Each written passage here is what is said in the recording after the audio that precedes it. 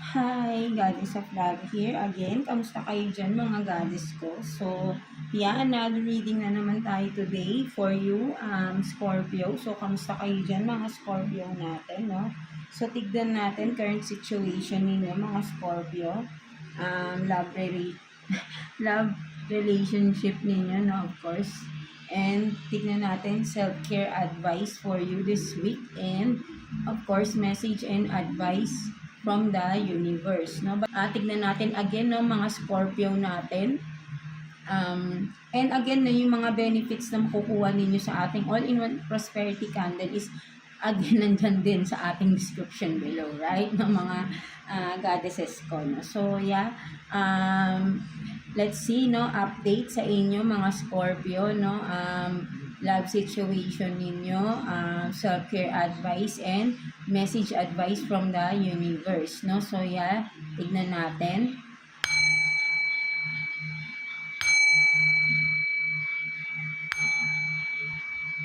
So, yeah, let's start the reading. Tignan natin na what's the overall energy sa relationship ninyo, no, ng person mo. Tingnan natin ano yung overall energy ng relationship ninyo, Scorpio. Let's see.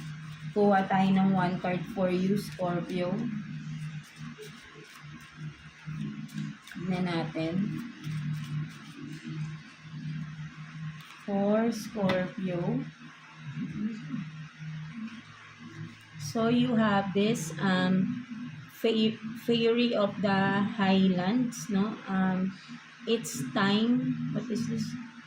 It's time to be brave, no? So, yeah, ang nakikita ko dito ng mga Scorpio natin, parang ang sinasabi rito, no, di ba?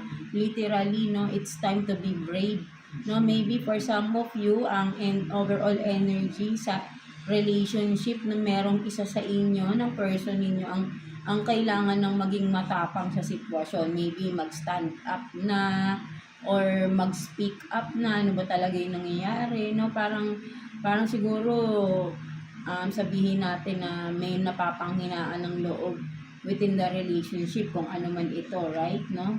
So, yeah, that's the overall energy, mga Scorpio natin, no? Parang something na parang kailangan, kung may kailangan bang pagdesisyonan, no, sa loob ng relationship ninyo, or may kailangan bang sabihin, magsalita, no, something like that, no. So, ayun yung nakikita ko dyan sa overall energy, no, sa inyo ng within the relationship, no, mga Scorpio natin. So, let's see, kuha pa tayo ng additional messages for you, no, mga Scorpio natin. So, yeah, tingnan natin. Kuha pa tayo dito ng 2 cards for you, Scorpio. Tingnan natin. For Scorpio, no, may lumabas na death. So, baka may ending sa inyo dyan, no? Or may kailangan ng tapusin for some of you na relationship or kung ano man ito.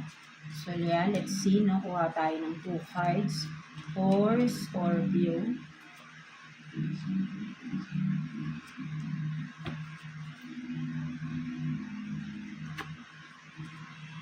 So, you have this, the Lovers, and then the Moon in reverse. No? So, ang nakikita ko rito ng mga Scorpio natin, right? No? Malinaw na merong couple dito, partnership, o hindi ka love reading, of course, no? So merong the lovers dito, no? So, 'di ba? Parang sabihin natin na masaya kayo no, with this. Makikita mo may nagliliwanag kayo both, no? But then with the moon in reverse, no, ang nakikita ko rito mga Scorpio natin is parang something is hidden, no?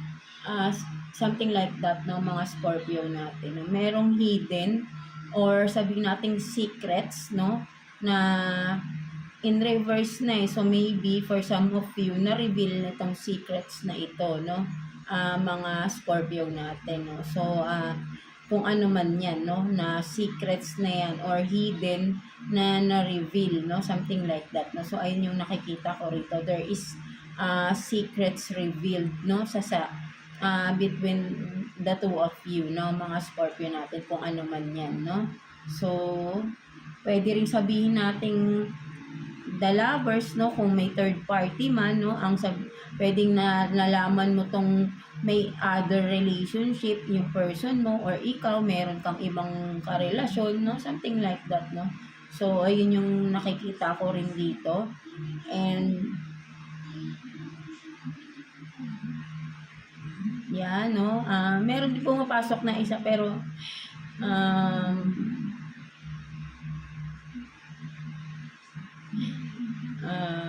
basta hindi ko muna siya parang I'm not sure pa kasi bigla siya pumasok. But then parang isa pa sa sige, isa pa sa nakikita ko rin dito, Scorpio, is siguro for some of you na if you are in a relationship nga, no, with the moon in reverse, no, nakikita ko rin dito, maybe you are thinking of someone, no, for some of you, someone else, no, na outside the relationship, or pwede ring sabihin natin na may iniisip kang someone, no, something like that, no. I don't know kung may relationship ba. But then with the moon in reverse talaga, it's clear, mas malinaw yung parang merong hidden secrets, hidden thoughts, no, kung ano man ito, no, na parang tinatago, no, something like that. So pwede rin, no, kaya siguro merong mga hidden thoughts, no, pwede rin, kaya kailangan maging brave, no, kumbaga parang kailangan mo nang sabihin yun, kung ano man yun, no, something like that, no, mga Scorpio natin, right? No, so let's see what else. Nakuha pa tayo ng additional messages, no, for you, Scorpio. Kuha tayo ng 3 cards for you. For Scorpio, tingnan natin. Itong isa gamitin natin. For Scorpio, please. 3 cards for you, Scorpio.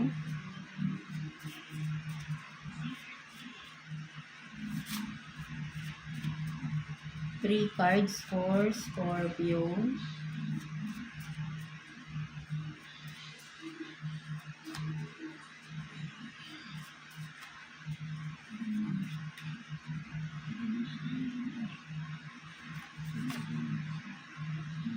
Natin.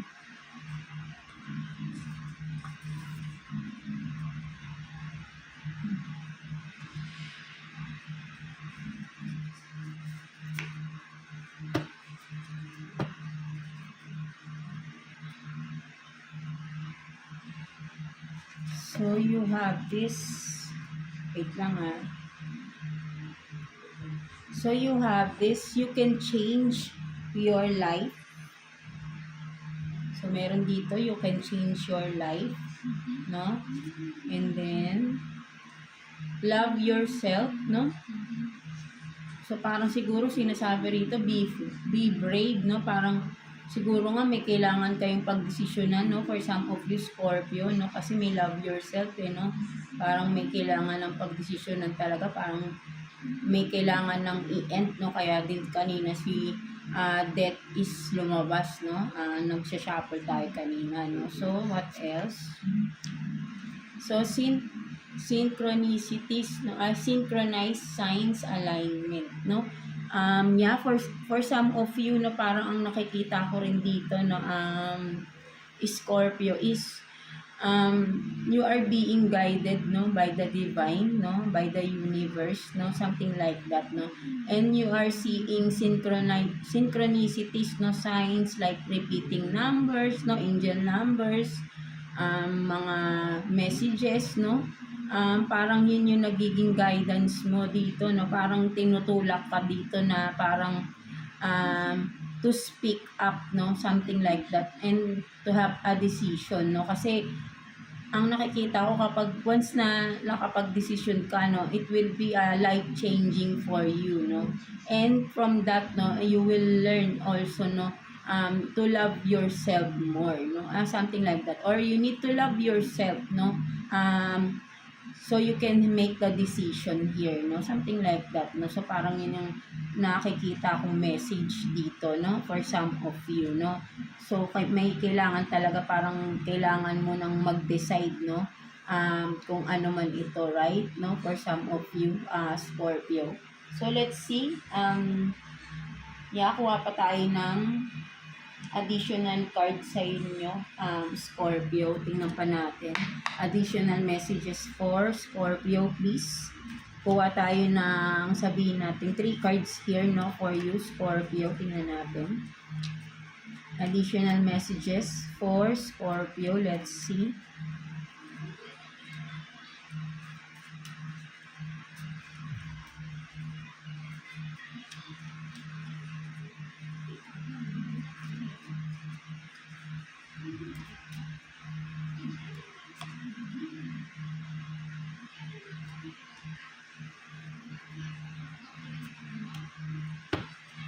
Tingnan natin.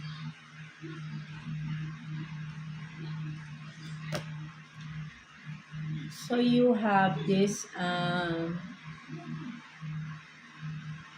what is this? Safety, no? Safety, comfort. Safety, comfort, no? So what else?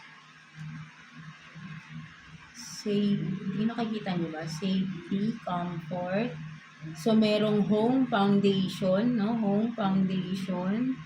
And then, divine, no? So, nakakailam talaga si divine, right? No? So, merong divine intervention, no? So, time for reflection, no? So, no? Ang nakikita ko rito, no? With the safety, comfort, no? And the home foundation here, no? Something to do with the home, no? Or foundation, no? So maybe for some of you, ang nakikita ko dito ng mga cancer natin is no, may kinalaman kung ikayo itong cancer, cancer, Scorpio pala, sorry, no? If you are this Scorpio na may family na kayo, married or committed na kayo, no, with the home here, no, may foundation na, no, so meaning is talagang may family na, may kids involved na, no. So with the safety, comfort here, ang nakikita ko kasi is this is your comfort zone, no, mga Scorpio natin, right? No? But then something happened, that's what I feel, no? Something happened, of course, no, between you and your person, no, mga Scorpio natin. And with that, no, divine intervention yung, kumbaga, si tower, no, nangiilam na, no, kumbaga, tower to sa tarot natin, no? So, si universe, no, pumasok no sa inyong relationship, no. So maybe there is really no happening, no, inside the relationship, kung ano man yan, right? No, kasi parang yun nga, no, you need to decide na, no, you have to be I think is you have to get out of the comfort zone, which is the home, no. Kung ano man ito, no, mga Scorpio natin, no. So parang yun nga sinasabi sa iyo na parang you have to detach, no, from that person and love yourself more, no, something like that, no.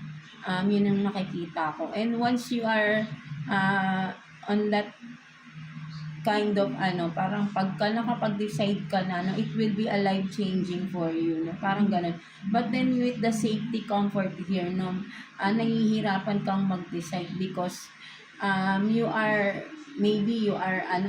sabihin nating afraid to get out of your comfort zone kasi syempre parang di ba, parang you have to start a new, no, parang bago, no, but then natatakot kang magsimula, no, something like that, no, because syempre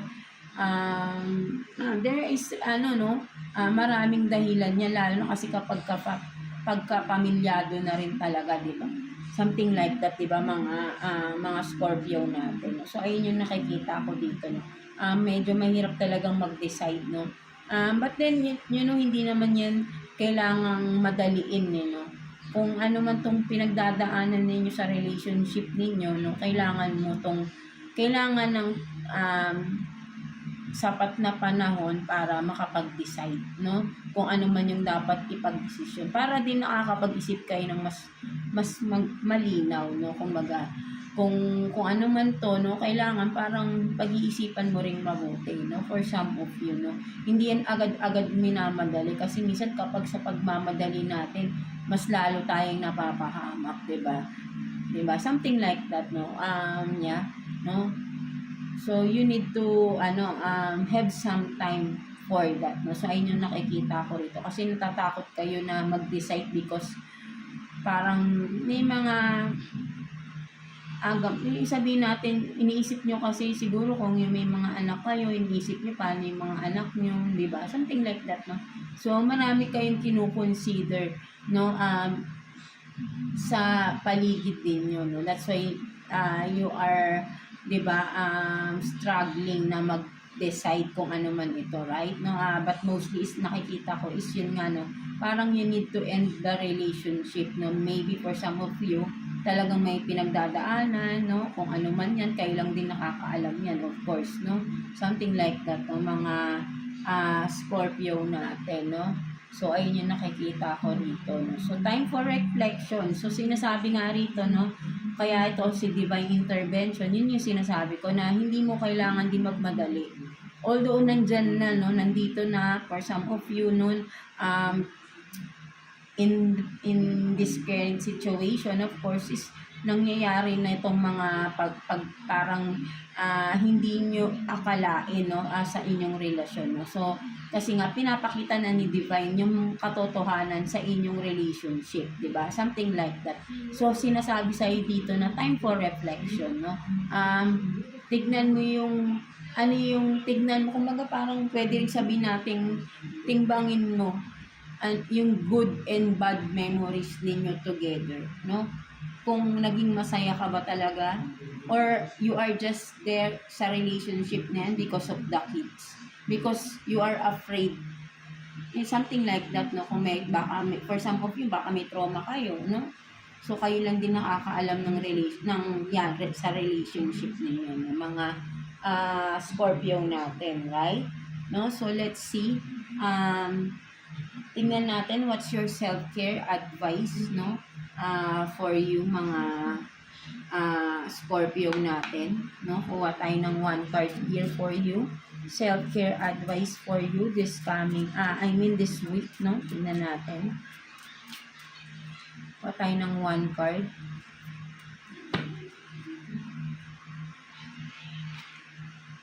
So, ground yourself, no? Sinasabi sa iyo rito, no? So, para talaga magkaroon ka ng clear mind, no? Maybe time for reflection, eh. So, do some meditation, no? Para ma-relax mo, no? And with the rainbow here, makikita kung magkakaroon ka ng magandang sabihin natin na magkakaroon ka ng idea or kung ano man, no? Parang makiklear kasi yung mind mo and makakalma mo yung sarili mo. Maybe for some of you, may depression din. Kung ano man kasi parang, kasi love yourself, eh, no? Maybe for some of you, parang nawalan ka ng time para sa sarili mo dito, you know? Right? Diba? So, ayun yung kasi pagka lumabas na yung term na love yourself, meaning, no? Yung kumbaga parang you are being left out, no? Something like that, na parang buong buhay mo is binigay mo sa relationship ninyo, sa person ninyo, no? At wala kang itinira sa sarili mo. So maybe if that's the case, no? So there is really something bad happening or something worse na na-reveal sa inyo na talagang nagbigay ng anxiety, depression, and you got hurt talaga, no? Something like that, Scorpio, no? So, ang kailangan mo talaga is to ground yourself, no? Do some prayers, no? Mag-pray kayo kay Lord, no? Para gabayan niya kayo, no? Seek guidance from the universe, of course, no? So, ground yourself, no? And 'di ba? Maybe for some of you puro galit din, no? Kaya may heart diyan. Kumbaga kasi nagiging clouded kayo, no? And if you will start to love yourself, no? Ibabalik mo yung pagmamahal mo. Pero para sa sarili mo. Then you will have this clear vision, clear decision, no? Calm mind, no? Something like that para makapag-decide, no? Sabi nga hindi naman yan minamadali, di ba? So, but then, maybe talaga lalo kang nag-i-struggle because ang daming pumapasok sa isip mo, no? So, maybe you have to clear your mind, no? And then, do some things na magtuloy-tuloy yung iyong, kasi kailangan mo munang mag-heal, no? Mag-focus ka muna sa sarili mo. Kahit hindi pa kayo nakikipag-iwalay sa person ninyo, no? If you will have these changes na nag-i-start ka ng baguhin yung sarili mo, no? Then, unti-unti mag-heal ka, no? At makakapag-decide ka na ng maayos. So, something like that, no? Mga Scorpio natin. So, ayun yung nakikita ko dito, no? Yeah, kasi nga, clouded yung isip nyo, no? Regarding the situation, no? Something like that, no? So, let's see what's the message advice sa'yo ni universe, no? Mga Scorpio natin, no? Let's see. Kuha tayo dito ng one card for you, Scorpio. Message advice for you ni universe, no? Scorpio. Tingnan natin.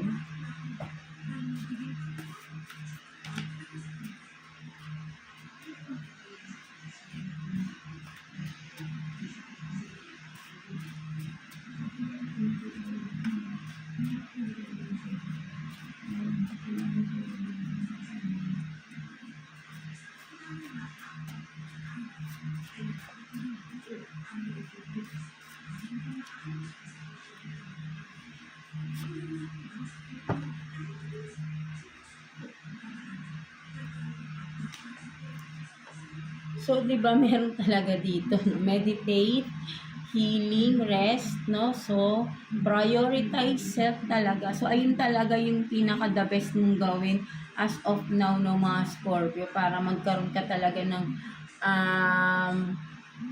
clear mind, no? At least magkaroon ka ng peace of mind, no? Mahil mo yung sarili mo muna, no? Kasi kapag may galit tayo, no, hindi tayo nakakapag-desisyon ng ng maganda, 'di ba? Nagiging padalos-dalos yung nagiging desisyon natin, no? Something like that. No? So talagang sinasabi sa iyo talaga rito is to love yourself first, no? Yeah. Kasi nga kung may kids involved, no, for some of you, kaya nahihirapan kang magdesisyon. But then if you will have this self-reflection, no? Tignan mo ano yung mas matimbang para sa iyo. But then you can do that, no, kapag clear na yung mind mo. So kailangan mo munang you need to rest, do some meditation, no? Para 'di ba, yung iyong pag-iisip is hindi magulo, no? Wag ka na mag-focus sa person mo kung may problema talaga kayo.